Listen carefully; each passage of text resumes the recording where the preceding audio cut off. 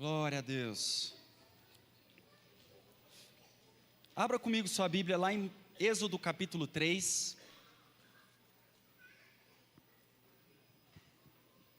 Deixa eu fazer uma pesquisa aqui só para eu saber. Quem aqui não me conhece? Levanta a mão, por favor. Não tem problema não, você não me conhecer. Muito bem. Então deixa eu me apresentar. Meu nome é Alex, eu sou um dos pastores dessa casa. Como eu falei para vocês, nossa igreja, eu acho que tem oito pastores, se eu não me engano. E eu sou o pastor que está há mais tempo nessa igreja, claro, sem contar o pastor presidente, que é o pastor Ipe.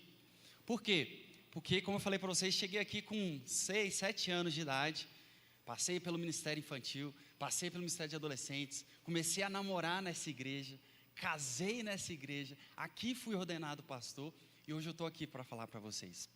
Aí você pode pensar, e o pastor Darcy, que já tem 80 anos? O pastor Darcy, por muito tempo, ele acompanhou a nossa igreja, mas ele não era pastor do Núcleo da Fé, ele foi virar pastor do Núcleo da Fé há pouco tempo. E é um orgulho, de certa forma, poder estar aqui nesse púlpito e falar que eu fui formado nessa casa. Então, tudo que eu tenho, tudo que eu sou, a minha fé, a minha base, foi formada no Núcleo da Fé. E sou casado com a Anne, não pôde estar aqui comigo, está lá no Bandeirante, ajudando, lá sendo pastor auxiliar, e estamos aqui para servi-los, amém? Tenho 40 anos, e é isso. Ao longo da palavra você vai me conhecer um pouco mais. O tema dessa palavra é diga sim, repita comigo, sim. Sim. Eu creio que Deus tem feito algo inédito no nosso meio.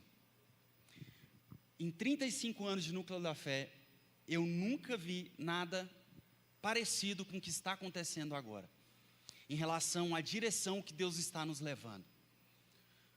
Nós sempre tivemos a visão, e o pastor sempre teve essa visão de ser uma igreja grande, plantada ali no Núcleo Bandeirante, ser uma igreja forte ali, sem uma visão de expansão.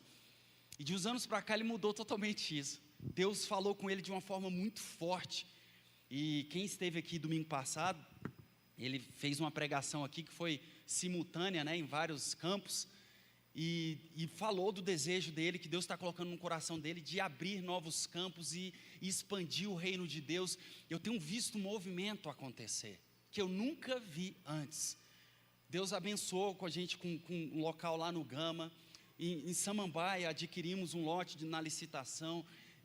Temos aqui o Noroeste que está de vento em popa, Deus tem feito coisas maravilhosas. Lá em Planaltina, essa semana fomos lá, compramos lá o nosso lote em Planaltina, já escriturado na nossa mão, e Deus tem movido de uma forma sobrenatural, e um movimento tem acontecido, e eu tenho falado para Deus, Deus, eu quero fazer parte de todo movimento que seja do teu reino. Não me deixe ficar cego ao ponto de não reconhecer aquilo que Deus está fazendo, porque eu quero fazer parte. Eu quero fazer parte. E isso não é só para mim. Isso é para você, é para a sua casa, é para os seus filhos. Nós precisamos saber compreender aquilo que Deus está fazendo e querer de todas as formas fazer parte disso. Nós precisamos entender aquilo que Deus está fazendo e não ficar de fora. Isso não é sobre a expansão da igreja, é sobre a expansão do reino de Deus, e você faz parte disso. Pastor, eu não sei o que fazer, eu não sei, nós vamos de alguma forma equipar você, para você compreender o que Deus está fazendo, para você entender esse movimento, nós vamos te equipar. Certo dia, minha esposa é corredora, né? E aí, lá na casa do pastor, todo mundo é meio atleta, assim, gosta de correr. E eu sempre joguei meu futebolzinho, eu gosto de jogar um futebol, né? E sempre, enfim, sempre não sou aquele cara sedentário, sempre estou fazendo alguma coisa. E aí eu vi uma movimentação, não, vamos fazer a meia maratona, não sei o que, vamos, não sei o que, a família toda reunida, aí vamos. Aí eu caí na besteira de falar, vamos. E eu sou daquele tipo assim, eu gosto de estar no movimento, e se eu falar, eu vou cumprir, o que eu falei, eu cumpro. Eu vou falar para você, amanhã eu vou estar aqui 9 horas, eu vou estar aqui às 9 horas. E aí, gente, só que sem preparo nenhum, assim, para uma meia maratona, né, 21 quilômetros. E aí foi interessante que no dia anterior à meia maratona, que eu tinha me comprometido aí, e eles treinaram lá direitinho, eu não. Eu sempre continuei jogando meu futebol, fazendo minha academia. E aí no dia anterior eu fui jogar paintball, de correr, de deitar no chão, era um campo grande de paintball, e também nunca tinha ido jogar futebol, mas falei, vamos, essa história, né? E beleza, no dia seguinte, 6 horas da manhã, cedo, daquele jeito, que o povo gosta de correr cedo, e eu fui lá fazer minha meia maratona. E aí, gente, eu comecei correndo com a Ana, acompanhando e tal, e eu acho que eu consegui acompanhar ela até o 11º ou 15º, enfim, quilômetro, não lembro exatamente se foi no 11º ou 15º. E aí eu falei para ela, não amor, pode seguir, estou bem aqui, mas pode seguir, não quero atrapalhar essa corrida. E aí, gente, começou a dar uma cãibra, que vocês não têm noção. E eu corri do 15º, corri não, né, me arrastei, do 15º até o 21º, com dor, com um negócio assim, sabe, eu não estava, a verdade é que eu não estava preparado para aquilo, eu não me preparei para aquele negócio. Eu queria fazer parte do movimento, mas não estava preparado para aquilo. Eu lembro de uma criança, o desespero foi tanto, que eu fui sem celular, senão eu tinha chamado o Uber para me resgatar. Eu lembro, olha o sentimento que veio no meu coração, eu lembro de uma criança, eu lembro exatamente isso, uma criança numa bicicleta. Eu senti vontade de pegar aquela bicicleta daquele menino, para completar, de verdade. Eu cheguei lá no lugar, já estava tirando os negócios. Não, peraí que eu tenho que passar aí de baixo. Mas completei meus 21 quilômetros. Posso falar que corri 21 quilômetros? Não, eu completei os 21 quilômetros. E por que eu estou falando isso para vocês? Porque, apesar de querer fazer parte do movimento, de todas as formas, e espiritualmente eu quero fazer isso, a gente precisa se preparar. A gente precisa ficar atento àquilo que Deus quer fazer no nosso meio, ficar atento com a minha participação no reino de Deus, o que eu preciso fazer, o que eu não posso fazer, quem Deus chama, o que Deus quer fazer. Uma coisa é certa, eu quero estar nesse movimento, eu não quero deixar que ele passe. E eu já começo com o primeiro texto. Eu quero trabalhar com vocês alguns chamados na Bíblia, chamados de homens de Deus na Bíblia, e trazer alguns princípios a partir desses chamados. Essa vai ser minha metodologia aqui. E o primeiro que eu quero falar foi o chamado de Moisés. Moisés, e aí eu quero ler com vocês lá em Êxodo, capítulo 3, versículo 1, do 1 ao 6. Olha que interessante esse texto. Um dia em que Moisés levou a pastar os rebanhos de Jetro, seu sogro. Então Moisés, ele estava aqui pastoreando, né? Ele pegou o rebanho e estava trabalhando, sacerdote de Midian, no deserto perto de Horebe, o monte de Deus. Apareceu-lhe o anjo do Senhor numa chama de fogo dentro de uma sarça. Para quem não sabe o que é uma sarça, é uma planta. E a sarça não se consumia, ou seja, apesar de estar pegando fogo, ela não se consumia.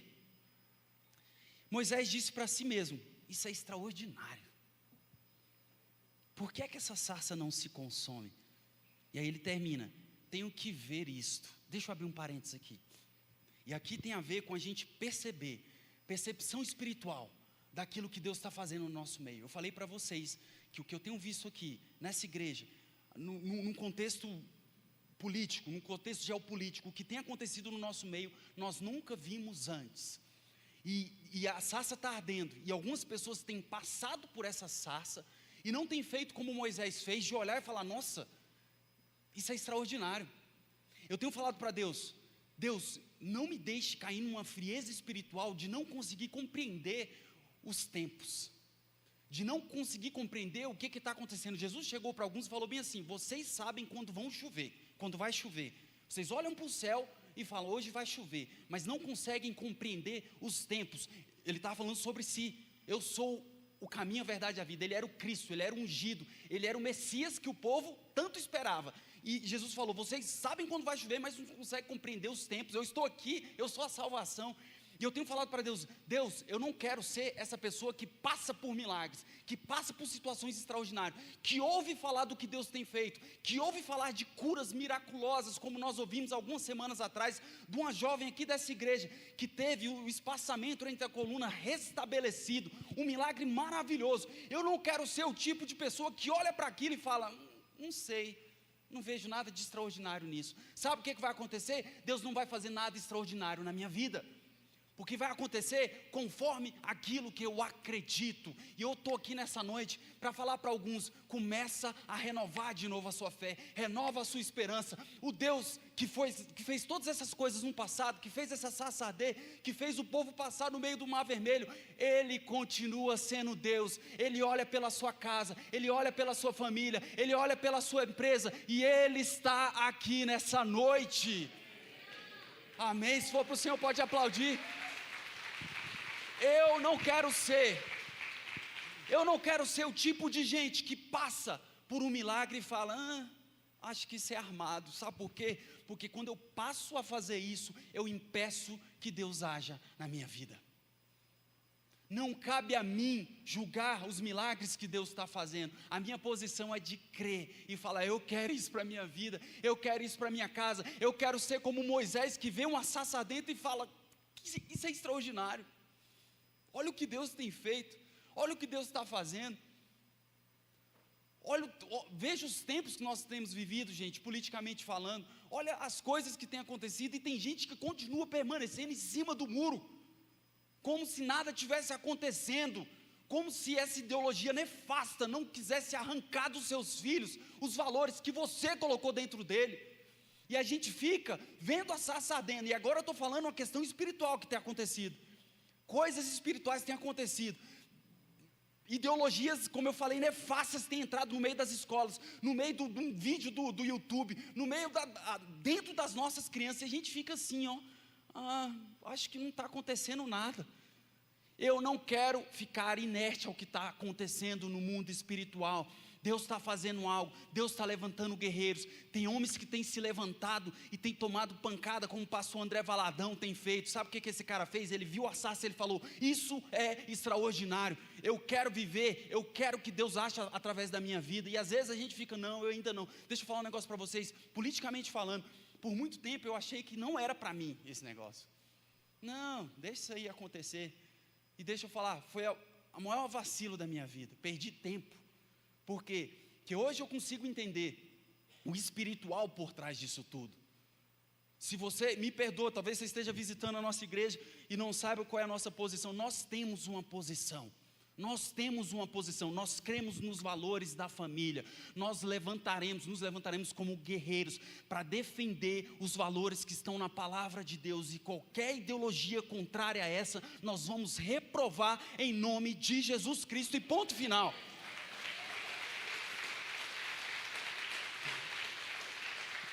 Eu prefiro ficar neutro, não ter posição. Isso é uma posição. Estar neutro, você está se posicionando. E nós não seremos esse tipo de pessoa. Nós não seremos essas pessoas mornas, porque Cristo falou, a Bíblia fala que Deus está a ponto de vomitar esse tipo de gente. Nós vamos nos posicionar como pais, como os filhos. Nós vamos ver o que está acontecendo espiritualmente. Eu quero esses sensores, amém? A igreja precisa desse sensor. Você, como pai, precisa ter esse sensor espiritual de entender a minha casa como está, os meus filhos como estão, como está a minha empresa. Essas anteninhas espirituais, Deus quer te dar isso para que você seja essa pessoa que é um guerreiro espiritual dentro da sua casa. Mas você precisa olhar para a sarça, se interessar por ela e olhar e falar: que extraordinário isso. E a Bíblia continua. Eu fiz um parênteses, está quase a pregação inteira, né? Moisés falou: eu vou me aproximar, eu vou para perto da presença. Vamos continuar o texto. Tenho que ver isso, versículo 4. E quando o Senhor viu que Moisés, olha que interessante, quando o Senhor viu que Moisés se aproximara para ver melhor, Deus o chamou no meio da sarça. Só a partir do momento que Moisés olhou, reconheceu algo espiritual, foi até lá, aí Deus chamou ele. E aí continua: Moisés, Moisés, ao que ele respondeu: pronto, estou aqui, não te aproxime, descalça-te, porque você está em terreno sagrado. Eu sou o Deus do seu pai, o Deus de Abraão, o Deus de Isaque, o Deus de Jacó. Moisés desviou o olhar porque teve receio de olhar para Deus. Guarda essa última parte, já já a gente vai falar sobre isso. Eu quero pular para o outro chamado de Deus, Gideão, lá em Juízes capítulo 6. Gideão, por um tempo, o povo de Deus não tinha reis estabelecidos. Então nós temos o tempo dos juízes na Bíblia. Então foi estabelecidos juízes que governavam, tinha esse papel de governar o povo ali o povo de Israel. E aí vem um contexto em que Gideão estava escondido dos midianitas, porque o povo de Israel naquele tempo estava sendo opresso pelos midianitas, e ele estava escondido dentro de uma caverna. E aí Deus chama Gideão e levanta ele para livrar o povo de Israel do domínio dos midianitas. Esse é o contexto, ok? Vamos ler lá, Juízes 6, capítulo 6, versículo 11 e 12. Então o anjo do Senhor veio e assentou-se debaixo do carvalho que está em Ofra, que pertencia a Joás. E Gideão, seu filho, estava malhando o trigo no lagar para o salvar dos midianitas. Então o anjo do Senhor lhe apareceu e lhe disse: o Senhor é contigo, homem valoroso. Guarda isso aqui, guarda esse contexto. Eu quero ir para um novo chamado, agora o chamado de Pedro, já no Novo Testamento. Moisés, Gideão e Pedro. Depois nós vamos ver o que tem em comum entre esses chamados. Eu quero que você vá lá para Lucas, Evangelho de Lucas, capítulo 5, nós vamos ler do 4 ao 11. Aqui o contexto é o seguinte: Pedro tinha pescado a noite inteira e não pegou nada. E aí Jesus aparece e nós temos a pesca milagrosa. E quando acabou de falar, disse a Simeão: faze-te ao mar alto e lançai as vossas redes para pescar. E respondendo Simão, falei Simeão ou Simão, tá? Mestre, havendo trabalhado toda a noite, nada apanhamos, mas sobre a tua palavra lançarei a rede. E fazendo assim, colheram uma grande quantidade de peixes, e rompia-se-lhes a rede. E fizeram sinal aos companheiros que estavam do outro lado do barco para que os fossem ajudar, e foram e encheram ambos os barcos, de maneira tal que quase ia a pique. E vendo isso, Simão Pedro prostrou-se aos pés de Jesus, dizendo: Senhor, ausenta-te de mim, eu sou um homem pecador. Pois, eu não sei se eu coloquei esse último versículo agora, que é o versículo 11. Pois ele e todos os seus companheiros estavam perplexos com a pesca que haviam feito, como também Tiago e João, os filhos de Zebedeu, sócios de Simão. Jesus disse a Simão: não tenha medo, de agora em diante você será pescador de homens. Eles então arrastaram seus barcos para a praia, deixaram tudo e o seguiram. A maior pesca da história, eles deixaram e foram seguir Jesus Cristo. O que nós vemos em comum nesses três chamados? E agora eu começo a pregar de fato aqui, a ministrar na vida de vocês. Sei que já estou ministrando desde o início, mas agora eu quero trazer a parte do ensino. Primeira coisa, Deus, Ele sempre vai chamar pessoas em movimento. Amém? O que isso quer dizer? Pessoas que estão fazendo algo. Nesses três exemplos que eu dei para você, Moisés estava fazendo o quê? Ele estava pastoreando, não é verdade? Estava trabalhando. O que Gideão estava fazendo? A Bíblia fala que ele estava malhando o trigo. O que Pedro estava fazendo? Ninguém, e você não vai encontrar o chamado na Bíblia de pessoas que estavam sentadas na rede reclamando da vida. Senhor, faz alguma coisa. Não vai ter esse tipo de chamado. Se você pegar a vida de Eliseu, não sei se você vai lembrar do texto, Elias era um profeta muito grande e era o discipulador de Eliseu. A Bíblia fala que Elias chegou e lança a capa sobre Eliseu, ou seja, chama ele para o ministério. E aí o que ele estava fazendo? Quem lembra desse texto? O que Eliseu estava fazendo? Ele estava com a junta de bois, ele estava arando a terra.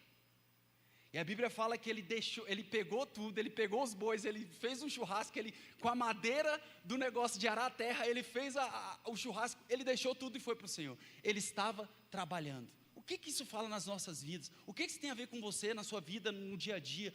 Às vezes a gente está esperando Deus fazer algo nas nossas vidas e a gente está parado, estancado espiritualmente, estancado emocionalmente. E Deus fala para você: volta a caminhar, volta a andar, volte a sonhar, recomece os projetos terminados. Senhor, mas eu tentei pescar a noite inteira e nada veio. Deus fala para você: joga as redes de novo, esteja em movimento, esteja trabalhando, esteja caminhando. E eu sou Deus que pego pessoas que trabalham, pessoas em movimento e potencializo elas.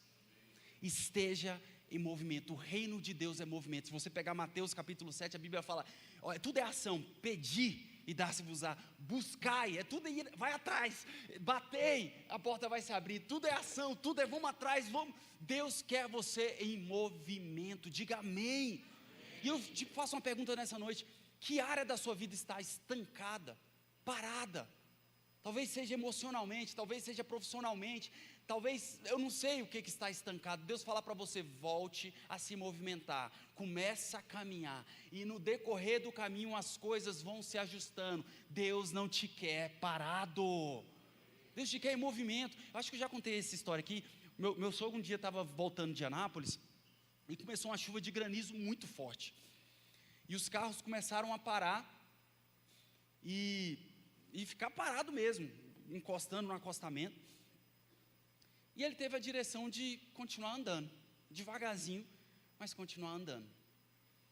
E ele conta que deu pouco tempo, 1 minuto andando devagarzinho, a chuva passou. E a chuva passou, não porque ele estava parado, mas porque ele estava em movimento. A chuva estava parada naquele lugar, ele é que estava em movimento. As pessoas que resolveram ficar paradas, elas ficaram mais tempo na tempestade. E por ele ter caminhado, por ele ter decidido continuar devagar, diminuindo o ritmo.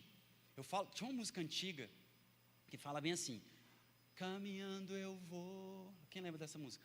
Para Canaã, caminhando eu vou para Canaã. Quem sabe canta comigo, vai.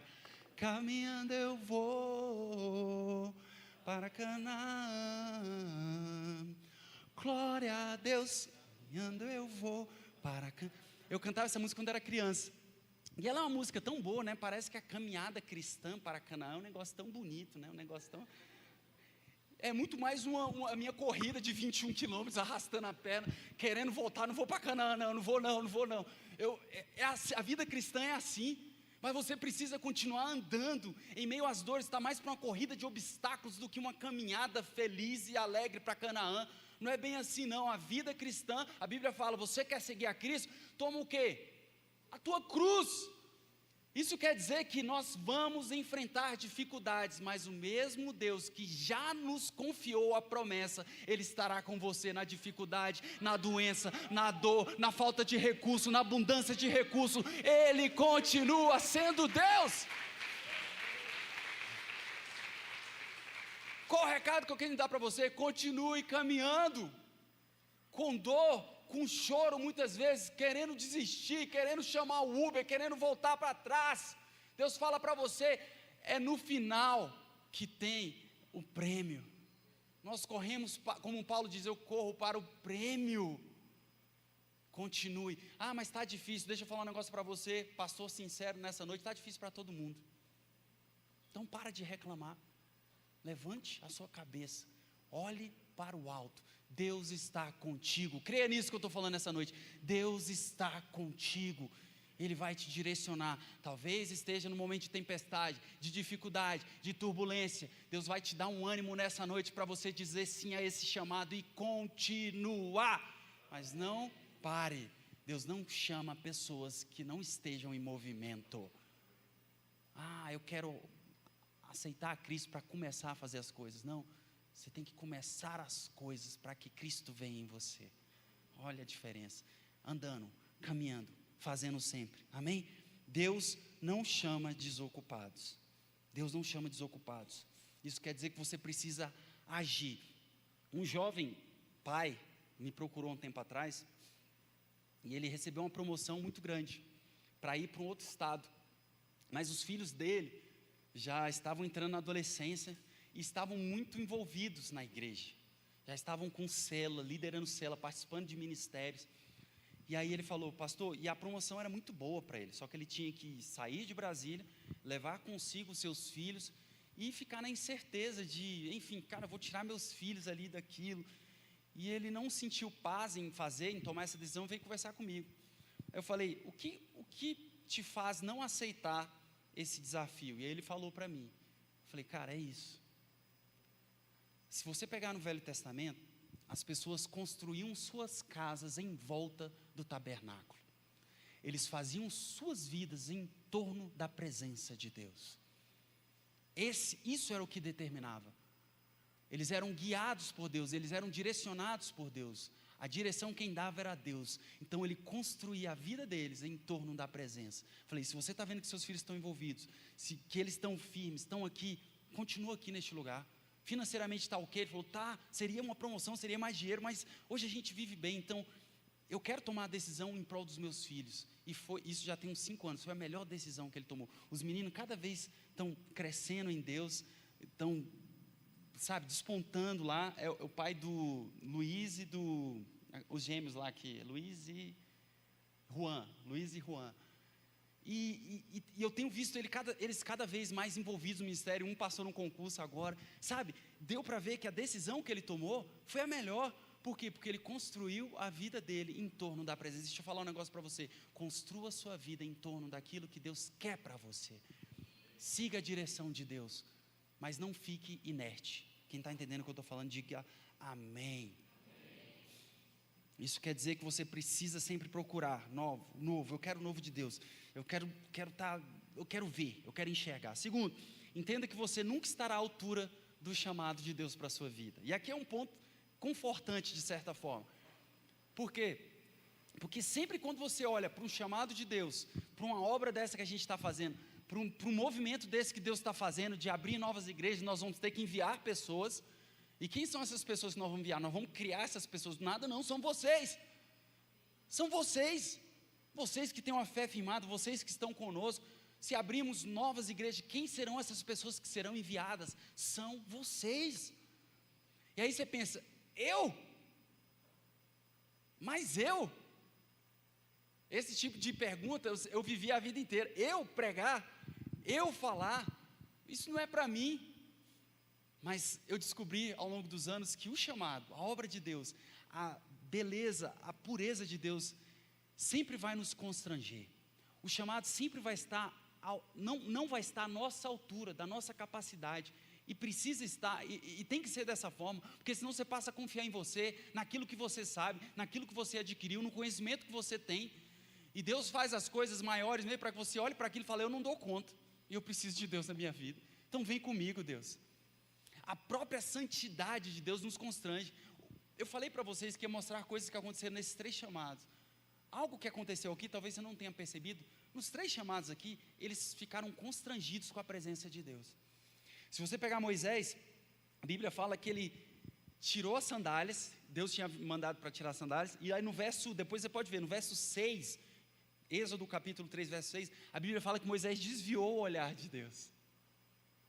Gideão, no versículo 22, Juízes 6, 22, eu vou até ler de novo. Quando Gideão viu que era o anjo do Senhor, exclamou, Senhor Deus soberano, vi um anjo do Senhor face a face. E aí Deus fala para ele, o anjo fala, paz seja contigo, não tenha medo, você não vai morrer não. Ele ficou com medo de morrer, porque ele estava face a face com o anjo do Senhor. Pedro, a Bíblia fala que ele fala assim, Senhor, ausenta-te de mim. Por quê? Porque eu sou pecador. Todos eles, diante do chamado, diante da presença de Deus, diante do movimento que Deus estava falando, eles olharam para si e falaram, eu não dou conta. Se você pegar Isaías, ele fala a mesma coisa, eu sou um homem de lábios impuros. Quem que o Senhor vai enviar? Não sou eu. Moisés, ele fala, se a gente continuasse lendo aqui, você ia ver que ele fala, não, eu não, manda outro, eu não tenho condições de falar, eu sou gago. Por que isso acontece? Porque de fato nós somos falhos. Quando nós entramos na igreja e sentimos a presença de Deus, é um negócio tão santo, tão branco, que você passa a ver as suas imperfeições, não porque você é aquele cara mais sujo, mas porque Ele é santo.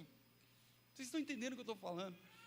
Lá em casa, eu tenho muitas camisas de social, porque eu trabalho de terno, e minhas camisas, normalmente eu gosto de camisa branca, e sempre quando eu compro uma camisa nova, branca, quando a gente põe uma perto da outra, a que era branca, ela deixa de ser branca, porque veio algo mais branco, e eu não percebia o quanto ela estava encardida, até eu colocar algo branco do lado dela. Talvez você não pegou ainda. Por que às vezes a gente vem e se sente aquela pessoa tão pecadora, nós somos de fato pecadores, mas isso acontece porque nós estamos diante de alguém que é santo, diante de um chamado que é santo, diante de um Deus que é poderoso, e quando nós olhamos para essa grandiosidade, para essa presença linda, para esse chamado maravilhoso, a gente compara e fala: nossa, eu não sou branco assim. Mas o lindo do Evangelho é que ele não exige que você seja essa pessoa branca. Ele já pagou o preço na cruz do Calvário, e ele fala que ele é como essa água, essa cachoeira que te limpa o tempo todo. Se você pecar, ele fala: os seus pecados já estão perdoados diante de mim.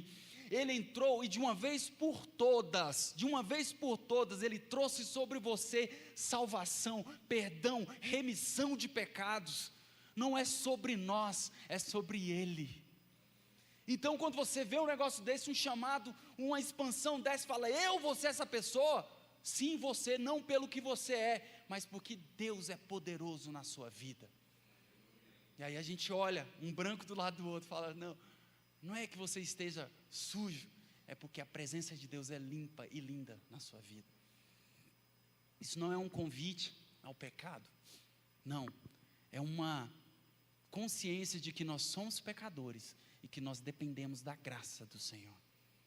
E aí o foco sai de nós e passa aí para Ele. Vocês estão entendendo o que eu estou falando? O chamado, ele sempre vai estar acima daquilo da nossa capacidade. O que isso quer dizer? Você tem que vir do jeito que você está. Deus te aceita da forma como você está, com os pecados, com os vícios, do jeito que você está. Como assim, pastor? Tem alguma coisa errada nisso? Não, é exatamente isso. Mas eu nunca vi um encontro com Cristo em que não houvesse transformação na vida de alguém. Cristo recebeu todos, mas transformou todos. É ou não é verdade? Quem passou por Cristo teve transformação. A vida cristã, ela é um processo. A gente vem com as nossas falhas, com os nossos pecados, e Deus vai trabalhando, vai convencendo. O que não era dizimista passa a ser dizimista. O que não gostava do pastor X passa a gostar do pastor X. O que não gostava do louvor passa a ser o adorador que gosta do louvor. É um processo, é a caminhada rumo a Jerusalém, rumo a Canaã. Assim é a vida cristã. Mas nós precisamos estarmos dispostos a passar por esse processo. A sarça está ardendo.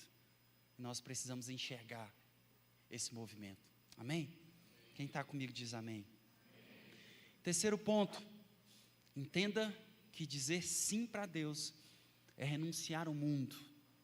E aqui é a parte mais difícil, talvez, num processo de conversão de uma pessoa, de entender que Deus chamou ela. Viver uma vida para Deus é renunciar ao mundo, é dizer não aos vícios, é dizer não ao pecado, é dizer não à bebedeira, à prostituição, a tudo aquilo, as obras da carne todas.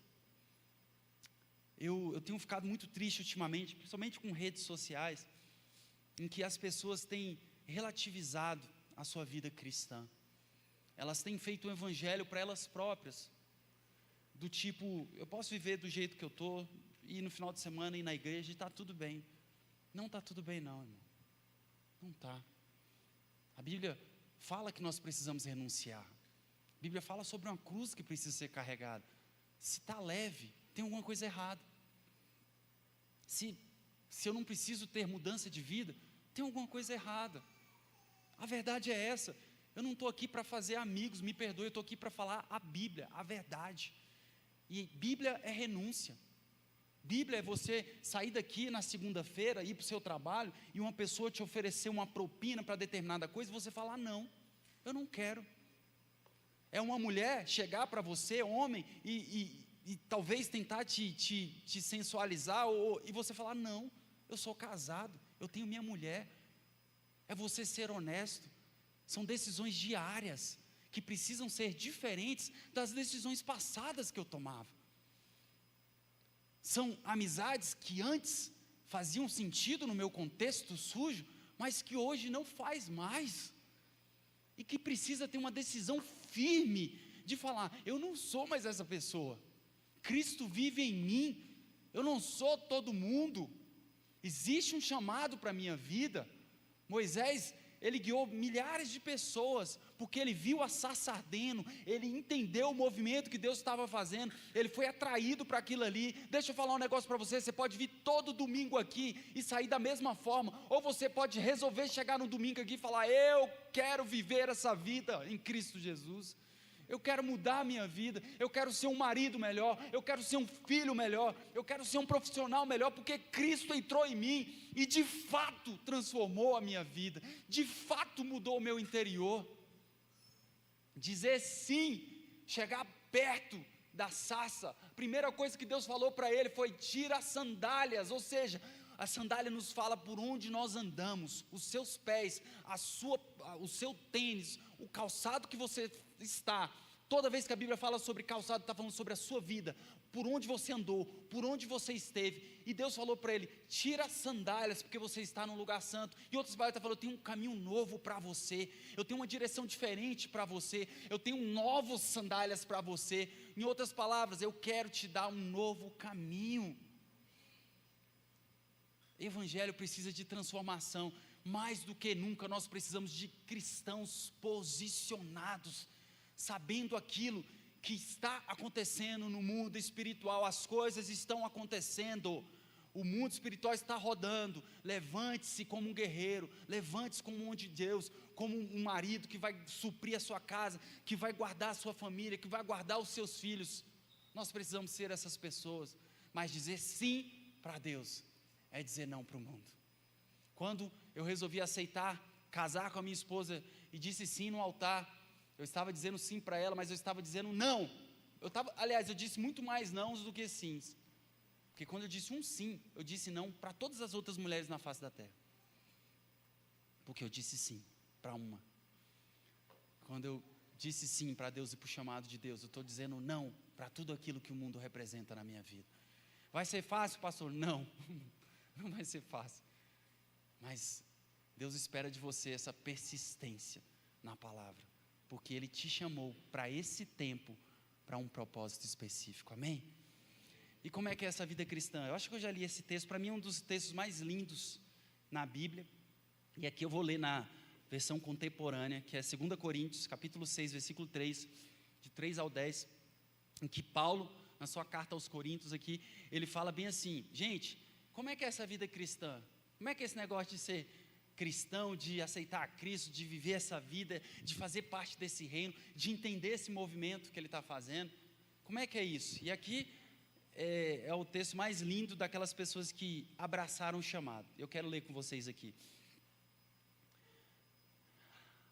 As pessoas nos observam enquanto estamos a postos, em prontidão, inabaláveis, em tempos difíceis, maus, trabalhosos, quando somos espancados, encarcerados e envolvidos em tumultos. É claro que no contexto de Paulo aqui, só abrindo parênteses, é exatamente isso que acontecia, né? Eles eram espancados, eles eram presos. Hoje em dia, se a gente trouxer para o nosso contexto das redes sociais, às vezes você vai lá, faz um comentário, ou você faz um post cristão, ou você faz como o pastor André Valadão. É isso que está acontecendo com a vida dele. Quando somos espancados, encarcerados, envolvidos em tumultos, trabalhando duro até tarde da noite, às vezes sem comer. As pessoas que se envolvem em ministérios aí, não é verdade? Sabe exatamente o que eu estou falando. Com coração puro, mente limpa e mão firme, com gentileza, santidade e amor honesto. Quando dizemos a verdade e quando Deus mostra o seu poder, quando fazemos o melhor possível pela verdade, quando somos elogiados ou repreendidos, caluniados ou honrados. E aqui passa a parte mais linda: fiéis à nossa palavra, ainda que não confiem em nós, ignorados pelo mundo, mas reconhecidos por Deus, vivos ainda que digam que estamos mortos, açoitados quase até a morte, mas recusando-se a morrer, mergulhados em lágrimas, mas cheios de profunda alegria, vivendo de mãos vazias, mas enriquecendo a muitos, não tendo nada, mas tendo tudo. Isso aqui é a vida cristã. É você resolver viver para Deus e para o chamado dEle. Mergulhado muitas vezes em lágrimas, mas com a profunda alegria no nosso coração. vivendo muitas vezes de mãos vazias, mas deixando muitos ricos, tendo nada muitas vezes, mas ao mesmo tempo tendo tudo. O que eu quero falar para você nessa noite é que hoje a sarça tem ardido, esse é o ponto. E você, enquanto pai, enquanto filho, enquanto mãe, enquanto profissional, você pode tomar a decisão de passar por essa sarça e simplesmente não se impressionar com ela, olhar para ela e achar aquilo natural, ou fake talvez, olhar para esse movimento e falar: isso é fake, isso não é de verdade. Ou você pode se aproximar, você pode chegar perto, e aí as coisas começam a acontecer. Aí, assim como no caso de Moisés, Deus vai começar a falar contigo, e você vai ouvir a voz de Deus, e você vai sentir a presença de Deus, como você não sentia há muito tempo. Você vai ouvir Deus falando contigo no seu local de trabalho, indo para o seu trabalho, no metrô. Quantas vezes eu ouço Deus falar comigo no metrô? Eu moro em Águas Claras, trabalho no tribunal, eu vou de metrô para o tribunal. Quantas vezes eu ouço a voz do Senhor falando comigo enquanto eu estou no caminho? Quantas vezes? Porque um dia, muitos anos atrás, eu decidi me aproximar dessa sarça. E essas pessoas aqui, algo que tinha em comum também que eu não falei, a Bíblia fala que elas largaram tudo. Largaram tudo. E quando falam de largar tudo, aqui o ponto não é material. Ninguém está pedindo para você largar o seu emprego e ficar aqui na igreja 24 horas, não é isso. Estou falando de você largar sua velha vida, seus preconceitos, deixar à mão as ideologias que você sabe que não são de Deus, mas você está firmada nelas, presas a elas, por conta do seu passado. Tire as suas sandálias nessa noite. Resolva, assim como Pedro, que fez a maior colheita da vida dele. Ele era um homem de negócios, ele tinha uma empresa. A Bíblia fala que ele deixou os peixes para lá e seguiu o chamado dele. Mais uma vez, estou falando do velho homem, do passado, daquilo que precisa ser deixado para trás. O Senhor tem nos chamado nessa noite, de uma forma linda, de uma forma maravilhosa, não por pesar, não com medo, mas porque a chama está ardendo, a gente está olhando, e a gente está admirando isso, e eu me coloco nesse lugar. Eu tenho admirado aquilo que Deus está fazendo, e a minha oração é: não me deixe ficar de fora. Eu quero fazer parte disso. Quero te convidar a ficar de pé nessa noite.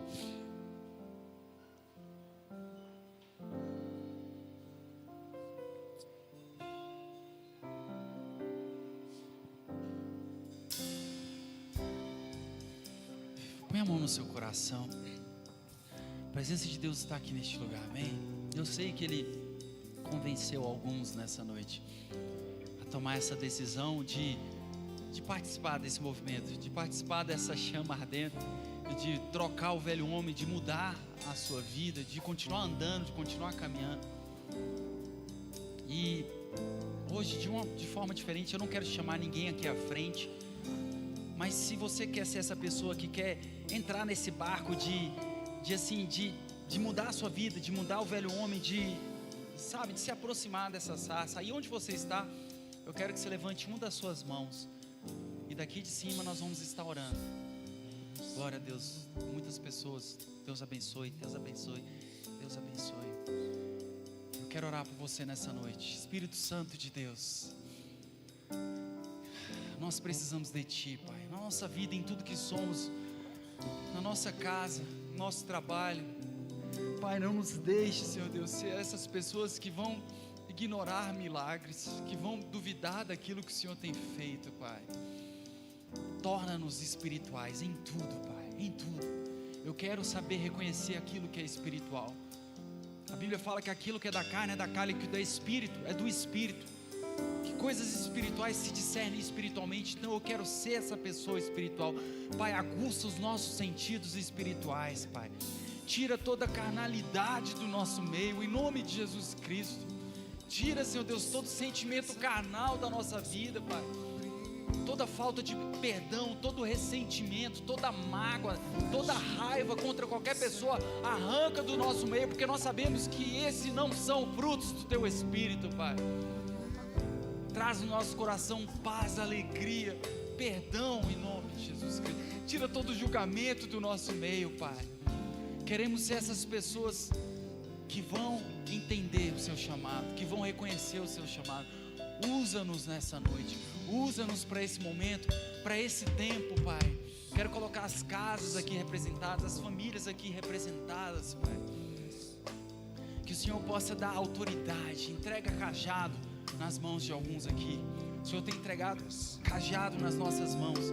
Cajado é sinal de autoridade, cajado é sinal de direcionamento de Deus. Espírito Santo, reforça as famílias nessa noite, reforça as nossas bases, reforça, Senhor Deus, as nossas convicções, Pai. Nós precisamos de Ti, Pai. Sem o Senhor nas nossas vidas, nada somos, Pai. Nada somos, Senhor Deus. Usa-nos, Senhor Deus. Usa-nos, Senhor Deus. Faça a sua oração nessa noite. Eu quero que você tenha um tempo de oração agora. Ore por você, pela sua casa. Renove os seus votos com o Senhor.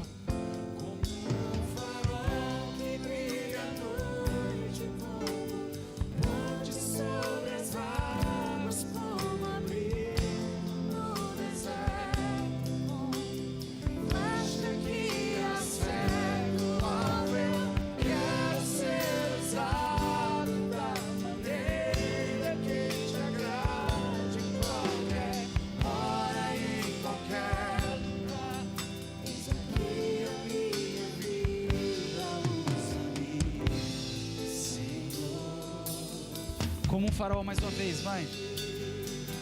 Como um farol que brilha à noite, como longe sobre as águas, como abrigo no deserto, flecha guia cego ao meu, quero ser usado da maneira que te agrade, em qualquer hora e em qualquer.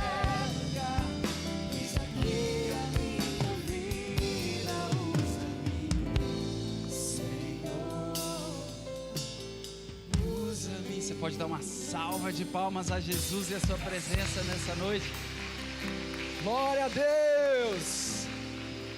Fala para quem está perto de você: continue, meu amigo, não pare. Glória a Deus. Pode sentar por um instante. Nós temos um